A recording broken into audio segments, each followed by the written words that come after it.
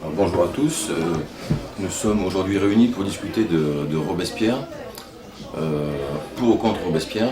Alors, je m'appelle Philippe Landeux, je suis en compagnie de Reynald Secher qui lui a publié dernièrement un livre sur la Vendée, Vendée du génocide au mémoricide, et pour ma part j'ai publié récemment Robespierre, la terreur des traîtres à la nation. Alors, avant de commencer, Reynald Secher étant plus connu que moi, je vais quand même me présenter. Je suis un autodidacte. J'ai étudié donc Robespierre par moi-même. J'ai lu tous ses discours, donc c'est complète. J'ai écrit un ouvrage qui n'a pas été publié, mais le travail a quand même été fait, qui s'appelle Robespierre et la Révolution au jour le jour, qui fait à ce jour à peu près 800 pages. C'est donc une chronologie de la Révolution avec inséré les discours, les lettres, des documents divers relatifs à Robespierre ou à la Révolution en général. Pour compléter ce travail-là, j'ai fait une compilation des arrêtés du Comité de salut public et de la correspondance des représentants en mission, d'après les recueils de Alphonse Soulard et les suppléments de Marc Bouloiseau. C'est grosso modo 10 volumes de 800 pages, pour donner une idée. Et pour compléter encore ce travail-là, j'ai dépouillé les archives des archives du tribunal révolutionnaire. Je voulais les chiffres, je suis très visuel, donc je voulais faire des graphiques avec des chiffres exacts. Donc j'ai dépouillé donc, des archives du tribunal révolutionnaire, ce qui m'a amené également à connaître des institutions qui sont peu connues du grand public, mais que les connaisseurs connaissent. Ce sont les commissions populaires et le bureau de police générale. Donc voilà. Alors moi je pensais aujourd'hui que le débat portait sur la Vendée. J'apprends que c'est un débat sur Robespierre. Ce qui du reste tombe pas mal, puisque c'est quand même ma partie. Reynald Secher, je suis universitaire, spécialiste de la contre-révolution et entre autres j'ai démontré, preuve à l'appui et travail d'archives approfondi, que la Vendée correspondait à un premier crime contre l'humanité et qu'il correspondait ce crime à ce qu'on appelle à l'heure actuelle un génocide, mais que les contemporains appelaient le populicide. Et d'ailleurs, c'était le bon mot populicide, et c'est parce que la France a fait œuvre de mémoricide que malheureusement ce mot n'a pas été retenu et qu'on a imposé par la suite le mot génocide. D'accord.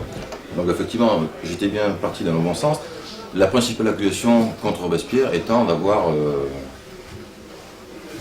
organisé, dirigé ce soi-disant génocide, qui pour ma part n'a pas eu lieu.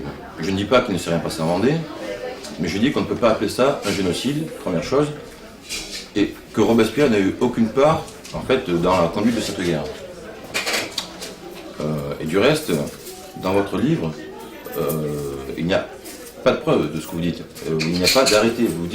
Vous avez exhumé des documents, par exemple, qui se rapportent à quelques arrêtés. Je crois que c'est le 11 novembre, un arrêté du 11 ou 13 novembre.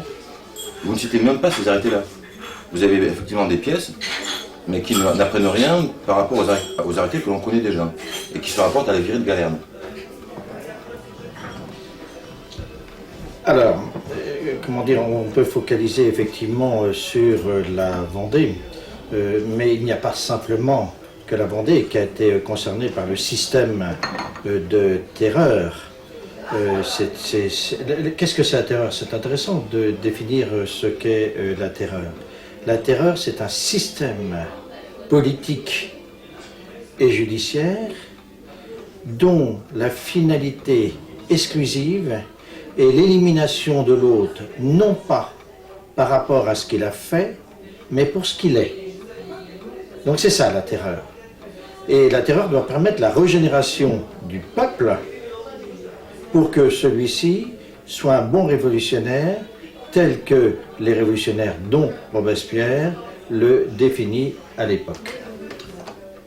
On pourrait être d'accord avec vous si la terreur avait eu l'ampleur qu'elle a eu par exemple au Cambodge. En fait, en France, la terreur n'a pas fait tant de victimes que ça. Hein. Si on met de côté la question de la Vendée, où là c'était une guerre, donc atroce, tout ce qu'on veut, la terreur en elle-même n'a pas fait beaucoup de morts, quoi. Et les critères pour être suspect, n'était pas aussi léger que vous le dites. Ce n'était pas seulement être, c'était aussi avoir fait des choses. Même si ça pouvait aussi être des paroles, par exemple. Mais ce n'était pas aussi arbitraire que vous le dites. Le problème, si je peux me permettre, qu'est-ce qu'un embryon au sein du ventre de sa mère a pu commettre comme crime?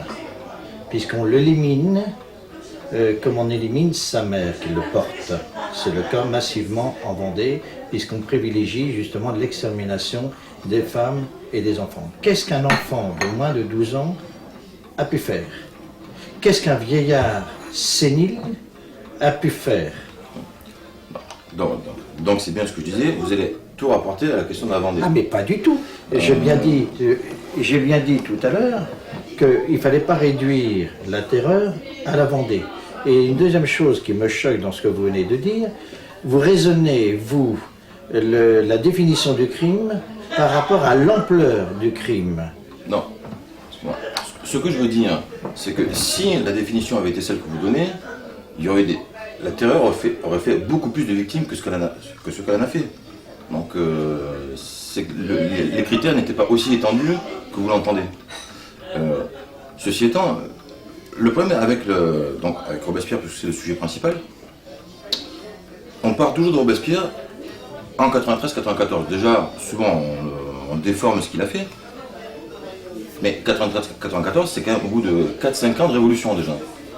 Il faudrait quand même comprendre comment on en est arrivé à la situation de 93-94, et quand on sait que la situation donc, de 93-94 est le fruit de la politique contraire à celle qu'a prôné Robespierre depuis le début, ça limite quand même ses responsabilités. Quelle est cette politique? Robespierre donc, commence la révolution en étant député à la Constituante. Alors, si vous permettez, parce que le mémoricide est total, nous avons parlé de Robespierre, mais en l'appelant d'abord sous son véritable nom, Maximilien de Robespierre. Maximilien Marie-Isidore de Robespierre. Isidore de Robespierre. Donc c'est un homme issu de la petite noblesse. Non, il n'était pas noble en fait.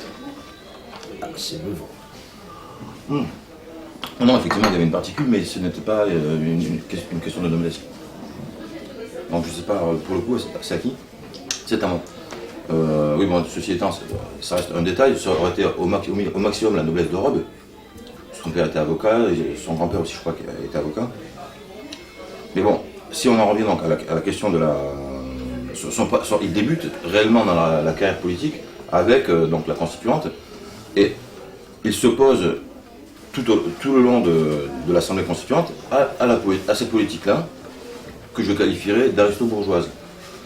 Très rapidement, d'ailleurs, c'est une politique qui va être à l'origine du divorce entre la Vendée, entre certains paysans de l'Ouest, disons, plutôt que les Vendéens, parce que la Vendée, ce n'est pas que les Vendéens.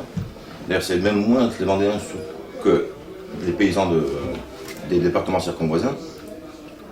Et le premier divorce, c'est ça, c'est que la Constituante mène une politique bourgeoise qui profite donc aux riches, aux bourgeois, ce qui en Vendée va lever les paysans contre les bourgeois.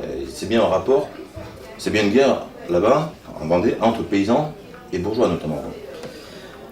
Alors excusez-moi de vous contredire, mais ça c'est vraiment une thèse marxiste qui est absolument obsolète. Pour la simple raison, c'est que c'est important de revenir à l'étymologie des mots. Bourgeois, c'est celui qui réside en ville, donc c'est celui qui fait les flux. Le grand souci en Vendée militaire, c'est qu'il n'y a pas de grande ville. Ça, c'est une théorie qui a été avancée tout au long du 19e et amplifiée par le marxisme. Et ce qui est intéressant, c'est que la bourgeoisie vendéenne, au sens large du terme, c'est-à-dire de la Vendée militaire, prend position contre la Révolution. Et d'ailleurs, je vous signale que c'est le cas quasiment à travers toute la France. Prenons le cas de Lyon, prenons le cas du pays bordelais, du toulonnais, du caennais, etc. C'est parce que nous avons affaire à un système liberticide, c'est-à-dire qui nie la liberté fondamentale de l'homme entre autres celle de penser, et bien entendu celle de circuler, celle de faire fonctionner l'économie, que les gens s'insurgent. Et la troisième chose, vous essayez de nous faire croire, à mi-mot, que c'est la révolte des pauvres contre les riches. Absolument pas. Parce que la Vendée militaire est justement un territoire immensément riche.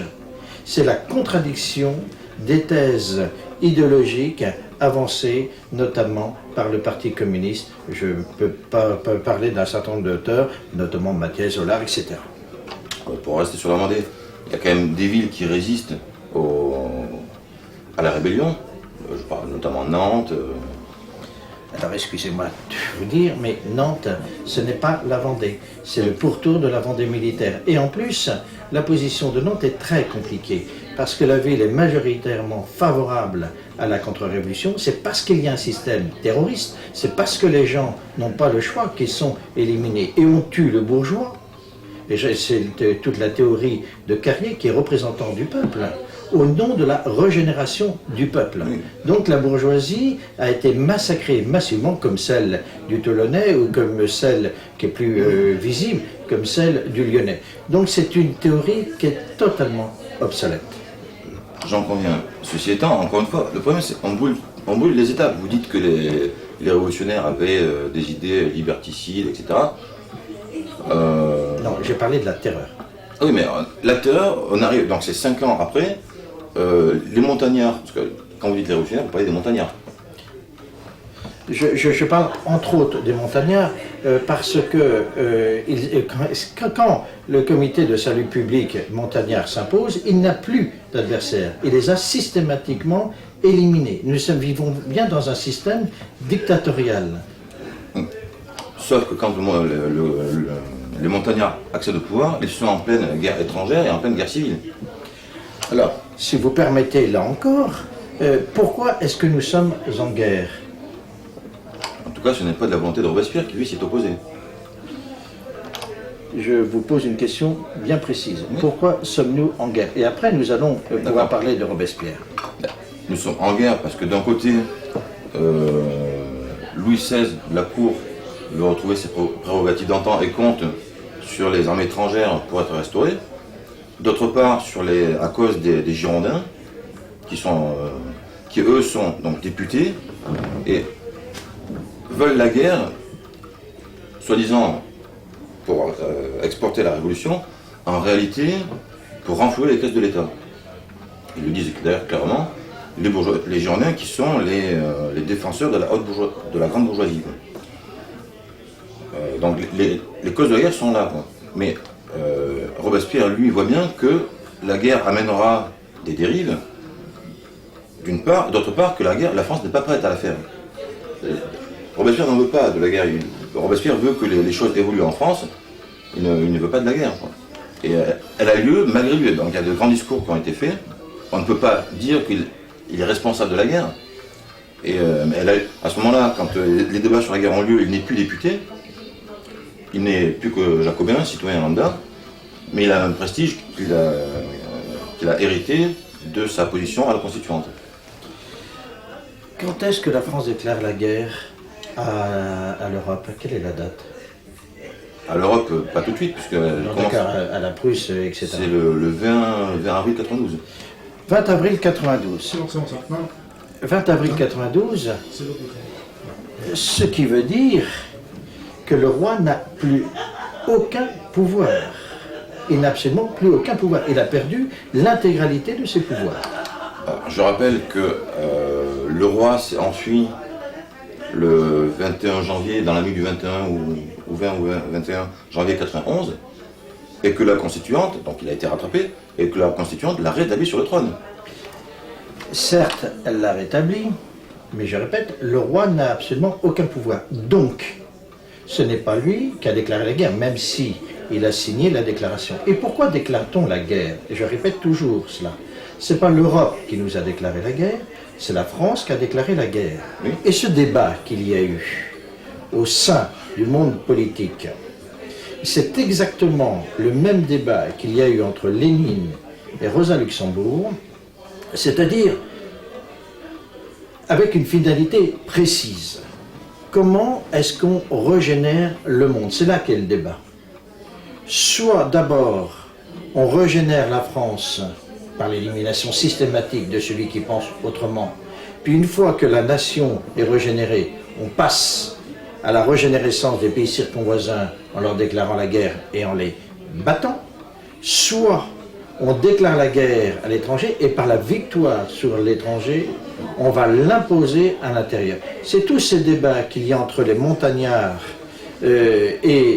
entre autres, les monarchistes. C'est un débat, les monarchistes au sens révolutionnaire du terme, c'est un débat de fond et c'est un débat qui correspond à une stratégie afin de régénérer la France et le monde. Oui, mais là, vous extrapolez, vous parlez des communistes, etc. Je rappelle, Robespierre n'a pas voulu la guerre. Robespierre s'est opposé le plus radicalement possible à la guerre. Robespierre ne veut pas la guerre parce qu'il considère que la France n'a pas été d'abord régénérée. C'est toute cette théorie. Il faut d'abord créer l'homme nouveau en France, et une fois que cet homme nouveau sera universel en France, on pourra ensuite passer à l'attaque des autres pays circonvoisins. Là, vous tenez un discours qui fait passer quand même Robespierre quelque part pour un nazi. Robespierre, que voulait Robespierre? À la fin de la Constituante, c'est lui qui fait passer le décret qui interdit aux constituants d'être éligibles à la prochaine Assemblée. D'accord? Lui comptait sur le fait que, ayant été en total désaccord avec la Constitution de 91, il comptait sur le fait que, c'est des choses qu'il dit en introduction de son journal, Le Défenseur de la Constitution, je crois, qui va sortir à partir de 91 ou 92, fin 91 ou 92. Robespierre, en fait, voulait simplement une démocratie, voulait que le système fonctionne. Il comptait sur le fait que les députés allaient être totalement nouveaux après 2 ans de révolution, pour que par des lois meilleures que les précédentes, les choses avancent. C'était sa conception, en fait. Vous parlez de régénération du peuple, etc. Lui, vraiment, Robespierre était un démocrate. C'était son projet. Sauf que derrière arrivent les Girondins, qui eux emballent la machine en plongeant la France dans la guerre. Et ce n'est pas Robespierre. Et après, effectivement, il faudra faire la guerre, bien sûr. Et quand vous dites que Robespierre voulait régénérer d'abord le peuple de France, ce n'est pas ce qu'il dit. Il dit qu'il faut maîtriser les ennemis de l'intérieur. Et effectivement, il y avait des ennemis à l'intérieur. Dès que la guerre va être... Quelle est sa définition de l'ennemi? Tout est là. Mais quand vous avez un officier qui commande et en pleine guerre passe à l'ennemi, on peut appeler ça un ennemi. J'ai pas bien compris là. Je disais, des ennemis de l'intérieur, il y en avait beaucoup évidemment parmi les nobles, qui à ce moment-là étaient à la tête des armées, puisque ne pouvaient être officiers que des nobles. La France révolutionnaire en guerre contre l'étranger, menée par des nobles qui eux-mêmes ne veulent pas de révolution, ça posait quand même un problème. Donc ça, Robespierre l'avait vu, Robespierre le disait. Des ennemis de l'intérieur, il n'y a pas seulement d'ailleurs des nobles, il y a aussi des bourgeois.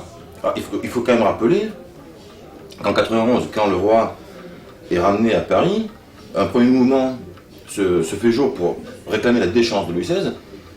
Et à Paris, le peuple parisien est massacré au Champ de Mars. Il y avait des contre-révolutionnaires au niveau aussi des bourgeois. Donc si je comprends bien votre raisonnement, ceux qui ont résisté à l'hitlérisme, dans le cas par exemple de l'affaire Valkyrie, ou ceux qui ont résisté à Lénine ou à Staline, parce qu'ils n'étaient pas révolutionnaires, il fallait absolument les éliminer. On ne peut pas vous laisser faire ce genre de comparaison. Vous parlez de Robespierre, qui n'était rien. Robespierre n'a jamais eu la position d'un Lénine, d'un Staline ou d'un Hitler. Jamais. Même pas quand il était au comité de salut public. Et là, on parle de 91 ou 92. Il n'était même pas au comité de salut public. On ne peut pas faire ce genre de comparaison. Donc j'extrapolais effectivement par rapport à la suite. Je vous rappelle que le comité de salut public est un système collégial, unitaire et donc indivisible.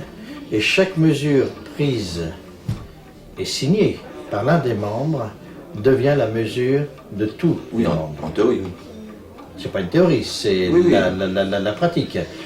Et qui plus est, pour revenir au cadre précis de la gestion de la terreur, nous retrouvons suffisamment la signature, et tout à l'heure, par rapport à mes documents, vous avez menti, on retrouve suffisamment la signature sur les documents d'extermination et d'anéantissement ou de nomination, ne serait-ce que d'un général comme Turreau, la signature de Robespierre. Donc c'est bien en conscience partagée que l'on met en place ces mesures, non seulement en Vendée, mais un peu partout en France. Et je répète toujours, et c'est là où c'est un génocide, on pourrait parler d'ailleurs d'une addition d'extermination, c'est qu'on élimine les autres non pas pour ce qu'ils ont fait, mais pour ce qu'ils sont. D'où la loi des suspects d'ailleurs.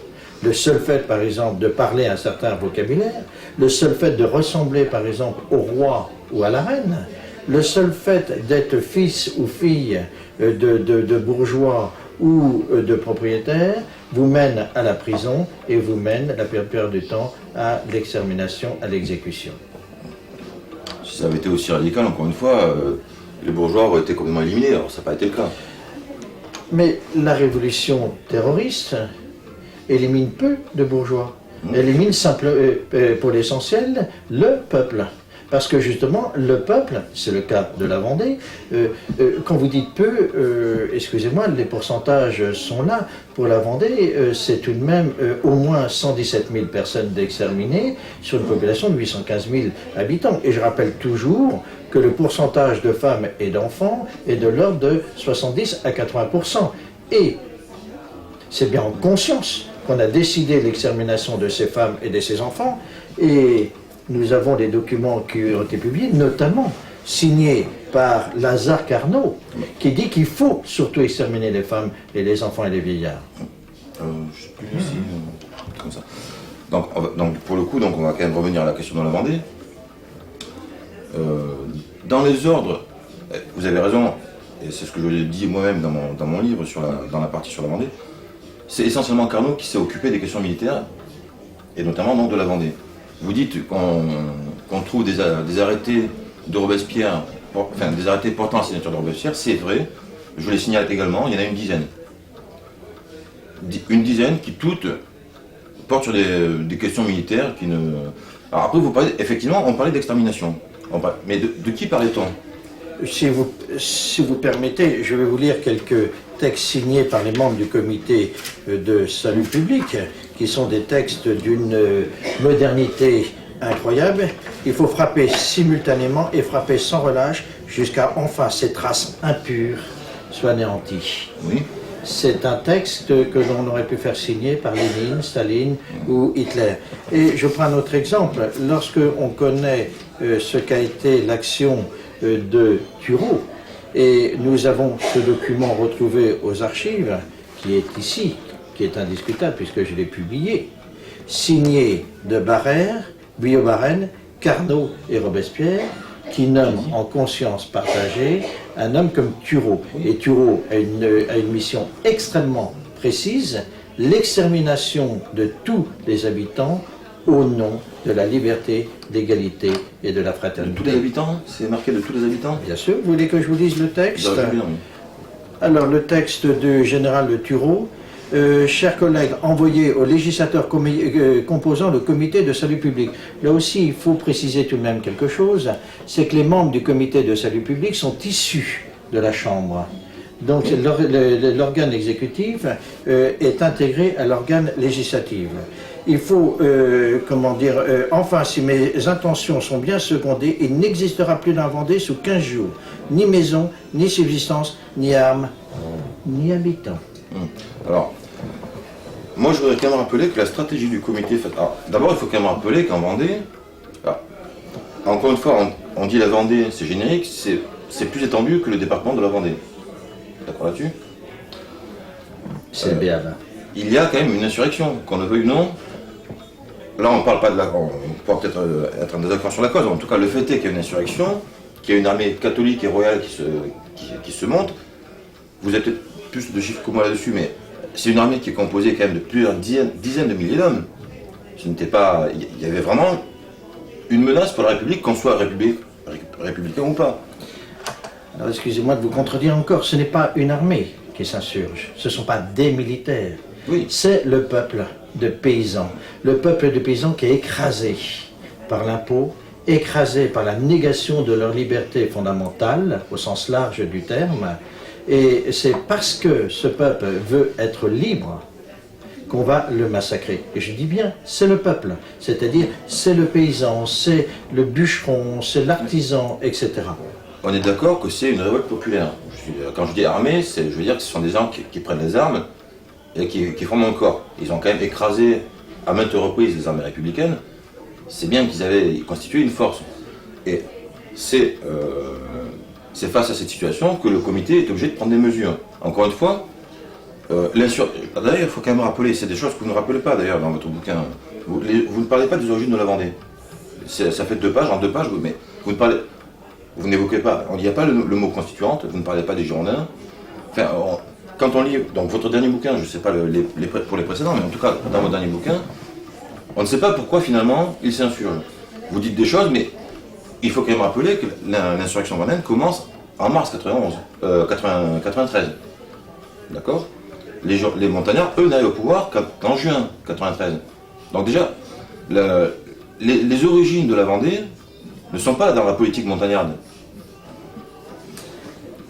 Pourquoi, entre autres, les Vendéens? Parce que c'est tout de même 60 à 70% du territoire national qui s'insurge. C'est tout de même un pourcentage conséquent. Bien. Dans votre livre, vous dites les 2 tiers de la population. En fait, non. On peut parler des 2 tiers des départements, mais pour beaucoup, c'est au sens administratif du terme. Ce n'est pas forcément la population qui est derrière. D'ailleurs, à part dans certains endroits, la plupart de ces révoltes qui interviennent au printemps 93 sont matées par les sans-culottes locaux. Et elles sont souvent superficielles, sauf dans certains endroits comme Lyon, comme à Toulon, comme en Vendée. Caen. Voilà, mais dans quelques endroits. Mais là, je viens, comment dire, si je peux me permettre, vous citez toutes les grandes villes. Mais, en l'occurrence, dans ces cas-là, ce sont des révoltes bourgeoises. Alors qu'en Vendée, ce sont des révoltes paysannes. Ce ne sont pas les mêmes. Parce que vous considérez que le Berry ou l'arrière-pays de Caen, de Toulon, etc., ce n'est peuplé que de bourgeois. Non, je dis, la révolte vendéenne est essentiellement paysanne. Ce qu'on appelle la révolte fédéraliste en 93, par contre, là, ce sont essentiellement des bourgeois. Donc, ils n'étaient pas sur la même longueur d'onde, en fait. La révolte fédéraliste intervient quand effectivement les montagnards arrivent au pouvoir et s'insurgent contre ils étaient les soutiens des Girondins, ils répondent à la propagande girondine, alors que les Vendéens, ça n'a rien à voir. Les Vendéens ne s'insurgent pas par rapport à la propagande girondine. Où est la liberté de penser? Où est la liberté d'agir, puisque vous considérez que c'est juste qu'il y ait une pensée unique, celle des montagnards, qui doit s'imposer à l'autre. Et ça vous paraît naturel. Ça vous paraît naturel que le peuple ne s'insurge pas lorsque on les empêche de vivre librement. Oui, enfin ça c'est vous qui parlez de... Dans votre livre, vous dites vous-même qu'avant que la Vendée s'insurge, il n'y a quasiment pas de troupes en Vendée. Vous nous dites, les Vendéens refusent d'intriguer l'armée. Pourquoi d'ailleurs on les appelle l'armée? Parce que précisément il y a la guerre voulue par les Girondins. La levée de 300 000 hommes intervient parce que c'est la guerre, et c'est ce qui va amener l'étincelle en Vendée. Mais vous dites vous-même, alors vous dites, ils ne veulent pas intégrer l'armée, qui est l'organe de répression en Vendée. Sauf qu'à ce moment-là, il n'y a pas de répression, puisqu'il n'y a pas d'armée, sauf sur les côtes. Et ça vous le dites vous-même. On commence, il y a une mauvaise connaissance de l'histoire, on commence à réprimer des mouvements insurrectionnels dès août 91 en Vendée, entre autres, parce que c'est vrai aussi dans un certain nombre de pays ou de régions circonvoisines, je pense par exemple à la Bretagne, à la Normandie, au Berry, etc. La répression du peuple insurgé commence très tôt, et c'est une répression qui est systématique et parfaitement bien organisée. Alors je peux être d'accord avec vous, mais à ce moment-là, ça rejoint bien ce que je vous disais tout à l'heure. Quand en 91, il y a des mouvements, des insurrections populaires un peu partout, ce n'est pas lié à la politique de Montagnard, c'est bien lié à la politique de la Constituante. c'est lié à la mécanique de la marche de la révolution et de la vision que certains gens ont de la révolution. C'est-à-dire de régénérer le peuple en éliminant l'autre, celui qui pense différemment. Vous parlez de régénération, excusez-moi, la constituante, je rappelle quand même pour ceux qui ne le savent pas, que dès 89, la constituante distingue le peuple en deux classes, les actifs et les passifs. La